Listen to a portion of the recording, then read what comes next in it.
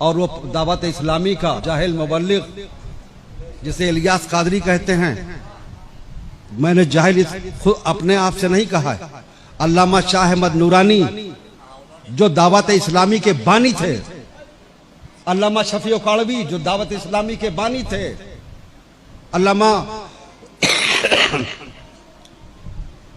और बहुत सारे उलमाए किराम जिनके नाम अस्मा इस वक्त मेरे जहन में नहीं है, उन्होंने मुझसे खुद बताया।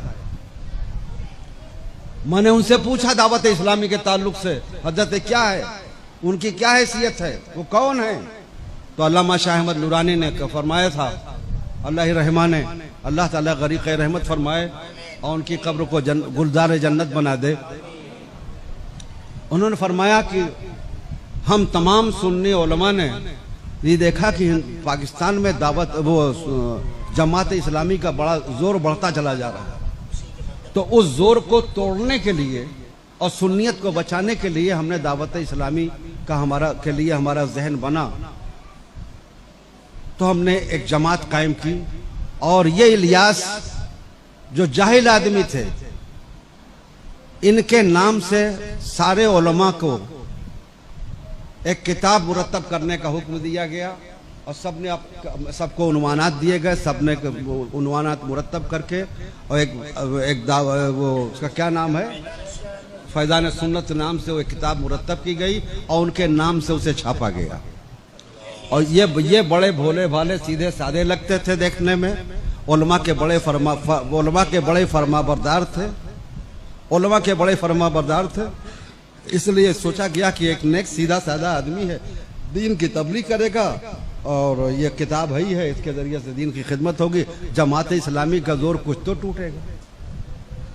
अल्लामा शाह अहमद नूरानी रहमान ने बड़े कर्ब से मुझसे फरमाया था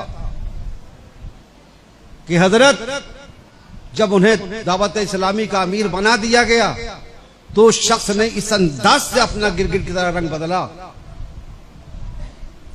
कि अपने तमाम मुत्तबईन को जो दावत इस्लामी से मुताल्लिक हुए थे, उसके मेंबर बने थे, सबको तमाम पाकिस्तान के सारे उलमा से मुतनफिर करना शुरू किया और ऐसा खूबसूरत अंदाज अपनाया और ये जहन दिया कि पाकिस्तान में अगर किसी की दस्तबोसी की जा सकती है, कोई इस लायक है कि जिसकी दस्तबोसी की जाए, कोई इस लायक है कि जिसके आगे जिसके हाथों पर बैत की जाए, तो वो सिर्फ और सिर्फ इलियास कादरी हैं, बाकी कोई इस लायक नहीं।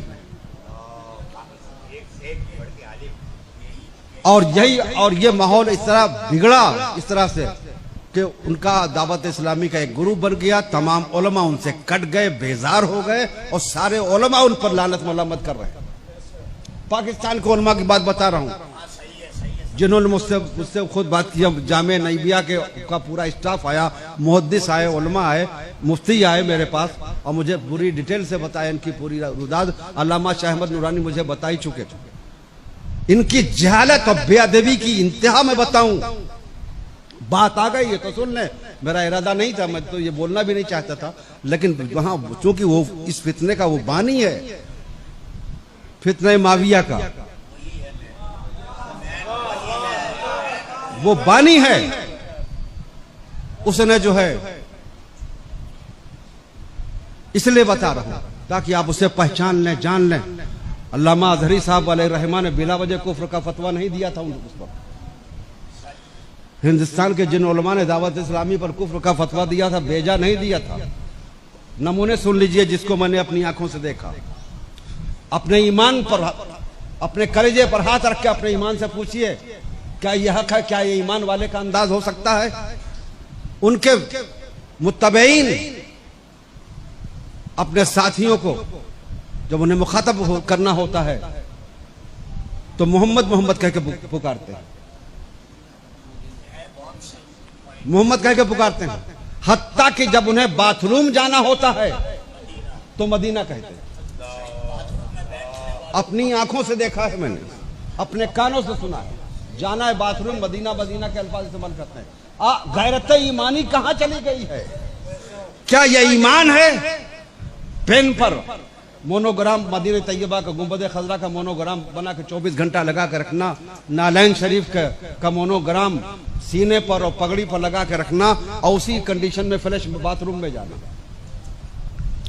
यहां तक आपको बताऊं कि इंतहा ये कर दिया कि दावत इस्लामी वालों ने कुरान अजीम की तबात कराई अपने तौर पर, और कुरान अजीम के सरे वरक पर नालैन मुस्तफ़ा सल्लल्लाहु अलैहि वसल्लम की तस्वीर छापी। मैंने अपनी आंखों से देखा, यकीनन नालैन मुस्तफ़ा की बड़ी अजमत है। उसकी अजमत का हम अंदाजा भी नहीं कर सकते। उसकी अजमत पर हमारे दिलो जान और ईमान सब कुर्बान, नालैन मुस्तफ़ा की अजमत पर। लेकिन नालैन बहरहाल नालैन है और कुरान बहरहाल कुरान है।